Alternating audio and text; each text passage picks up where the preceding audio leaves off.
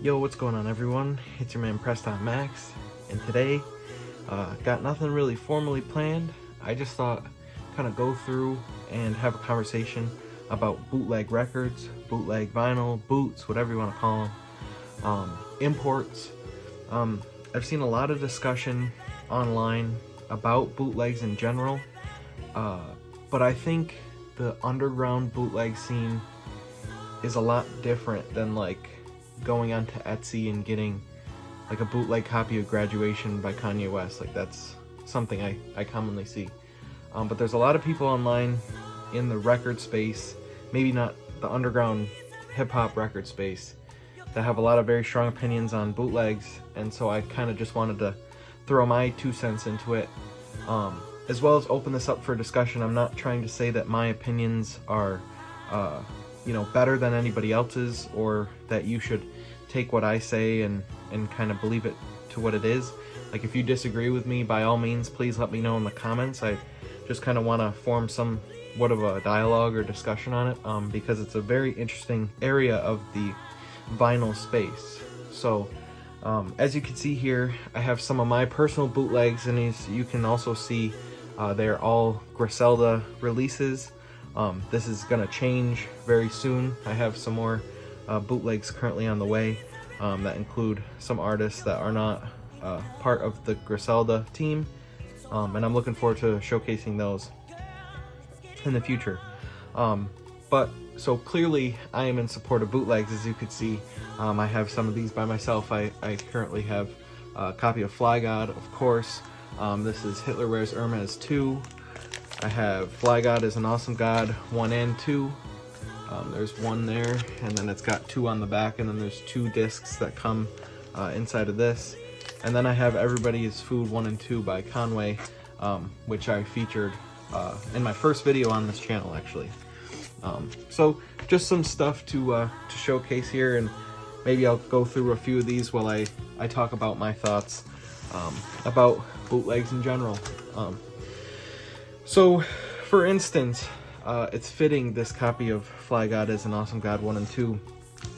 I really got into listening to Griselda in about 2019. I had a good friend of mine who was really trying to put me on for a year or two before that, because they are from upstate New York, and I live in upstate New York. They're kind of like representative of this part of the country that really goes unnoticed when it comes to any sort of media or music scene. So it was really crazy to hear, oh geez, there's these Buffalo artists that are getting signed to Shady. It was kind of unheard of in our part of the country. So one of the first projects I actually listened to by Westside Gunn was Fly God is an Awesome God, and I wasn't collecting records at the time. It never crossed my mind to try for this record when it came out. And by the time I decided I wanted to get back into record collecting, these copies go for, upwards of $400, $500, even $600 plus just for a copy. So I think the best part about bootlegs, in my opinion, is that it provides new collectors, new listeners, the opportunity to purchase the music if they're, someone who just wants it for their collection.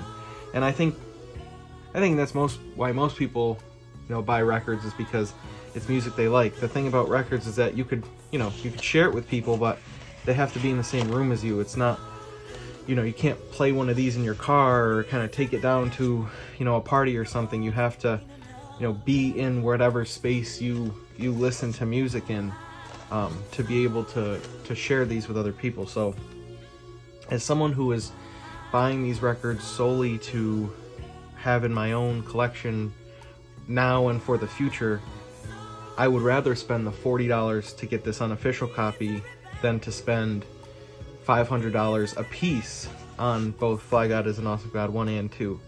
And in that sense, it's something that I really appreciated about it. The other thing is, Westside Gunn is one of those people that kind of loves the fact that his music is coveted, that the dope releases are kind of infamously hard to get.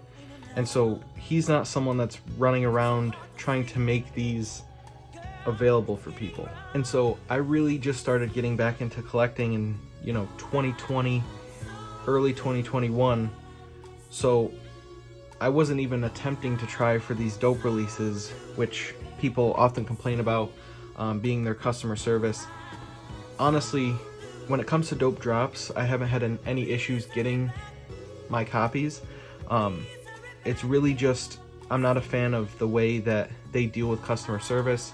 A lot of people complain that they give these crazy mock-ups and then, the final product is very much lackluster. But don't get me wrong, getting the drops, the competitiveness of the drop is not a problem to me. It's more so, just the way that they treat their fans, essentially. And Westside Gunn, he likes that, that his music is selling on the aftermarket for a ton of money, and so he's not racing to repress these, which, I can respect. So if you respect that, then, you also shouldn't have a problem if someone wants to buy a record.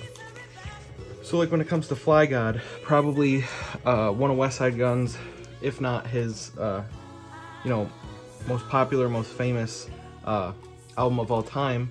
This came out in 2016. I'm pretty sure that the official Dope Drop came out the same year, if not the year after. And like I said, they weren't even on my radar at the time. And they weren't, something that I was collecting on vinyl until years after I started to listen. So it would have been impossible for me to get this without spending $2,000 to $3,000 is what the official copy of this sells for. So $2,000 for a disc versus $30, $40 for a bootleg. It's gonna get the same job done. The only complaint I have, and I'll show one of these, is not the sound quality. Honestly, the quality of the covers, the sleeves of every one of these has been great to me, and I'm very fortunate for that. The only complaint I have on this one is it actually has a bit of a typo, which I showcased on my Instagram. Where is it? Here, it's gonna be on this one.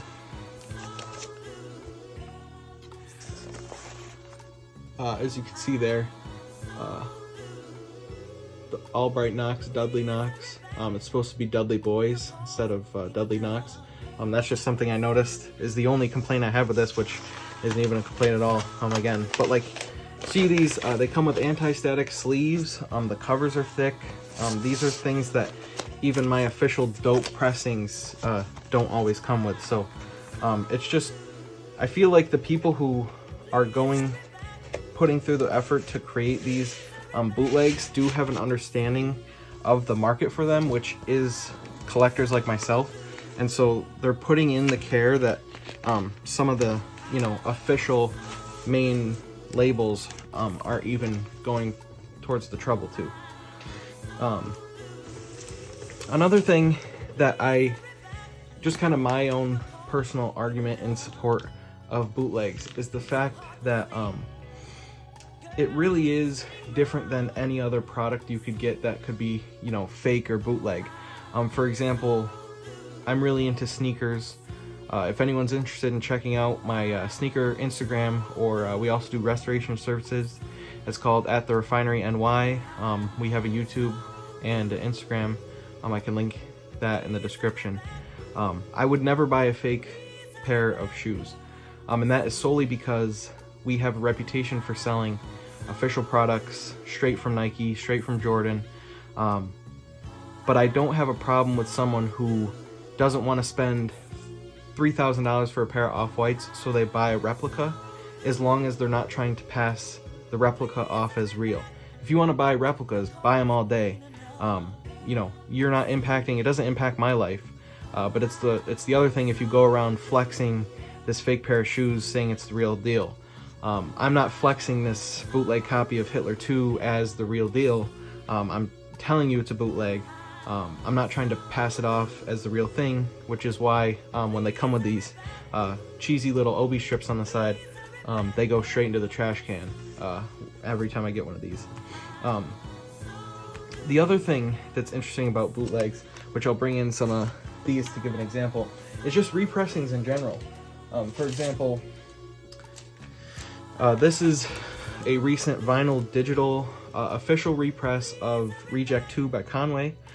This is one of a series of, I feel like, at least 3 that I can think of. Correct me if I'm wrong if you know the exact number.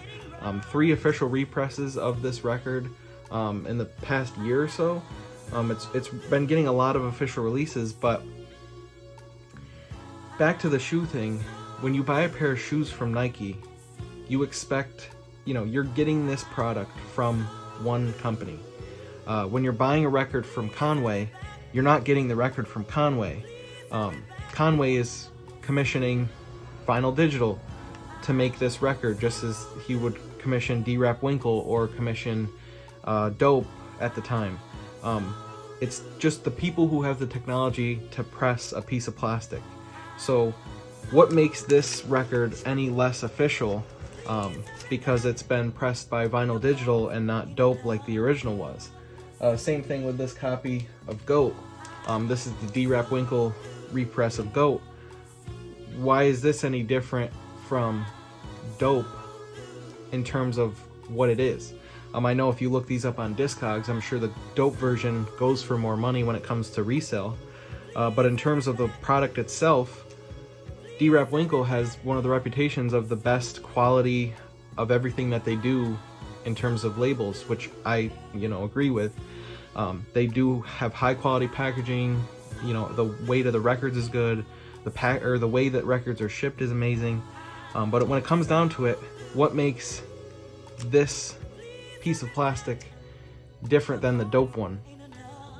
Or, if it was Reject 2, what makes it different from the Vinyl Digital one from any other company that could get the rights to play it?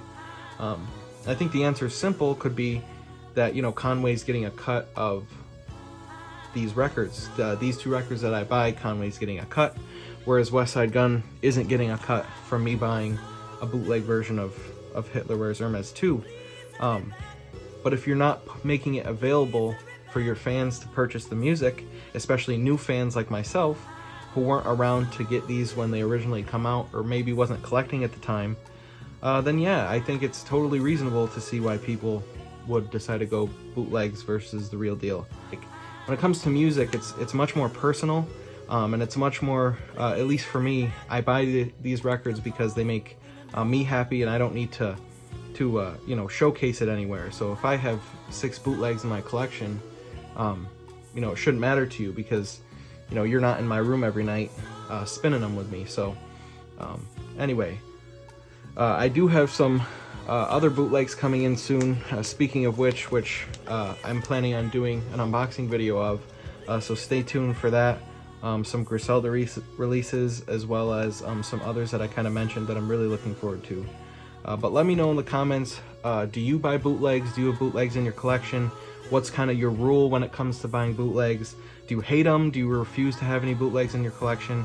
What's your thoughts? I would love to sort of start a conversation on this because, again, it's definitely a topic in the vinyl community, but I feel like it's less talked about when it comes to especially Griselda bootlegs, because I feel like they're some of the most prominent ones in the underground vinyl scene. So that's all I got for today. Let me know what you think. Leave a comment, subscribe, follow me on Instagram at PressedOnMax. I'll leave a link in the description. Hope everyone has a great day. Peace.